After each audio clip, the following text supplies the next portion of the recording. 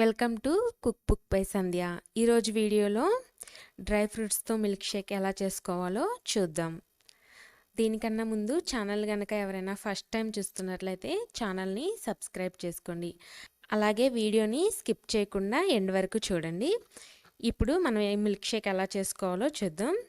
Dry fruits milk షేక్కి కావాల్సినవి ఒక 5 బాదంలు, ఒక 10 జీడిపప్పులు, ఒక 4 ఖర్జూరాలు విత్తనాలు తీసినవి, హాట్ వాటర్ పోసుకొని 1 గంట సేపు నానబెట్టుకోవాలి. 1 గంట తర్వాత వీటిని మిక్సీ జార్లో వేసుకొని గ్రైండ్ చేసుకోవాలి.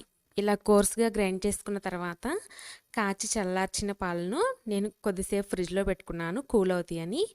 మీకు ఇష్టం లేకపోతే మీరు ఐస్ క్యూబ్స్ అయినా వేసుకోవచ్చు. అలాగే 2 స్పూన్ల పంచదార వేసుకొని హై స్పీడ్లో ఇలా గ్రైండ్ చేసుకోవాలి. ఇలా గ్రైండ్ చేసుకున్న తర్వాత ఒక గ్లాస్లో పోసుకొని పైన కొద్దిగా డ్రై ఫ్రూట్స్ యాడ్ చేసుకుంటే చాలా బాగుంటుంది. ఈ డ్రై ఫ్రూట్స్ తినని పిల్లలు ఎవరైనా ఉంటే వాళ్ళకి ఇలా మిల్క్ షేక్ లాగా చేసిస్తే వాళ్ళు చక్కగా తాగేస్తారు. చాలా హెల్దీ కూడా. ఈ రెసిపీ కనుక మీకు నచ్చినట్లయితే వీడియోని లైక్ చేయండి, షేర్ చేయండి, కామెంట్ చేయండి. అలాగే ఛానల్ని మాత్రం సబ్స్క్రైబ్ చేసుకోవడం మర్చిపోవద్దు.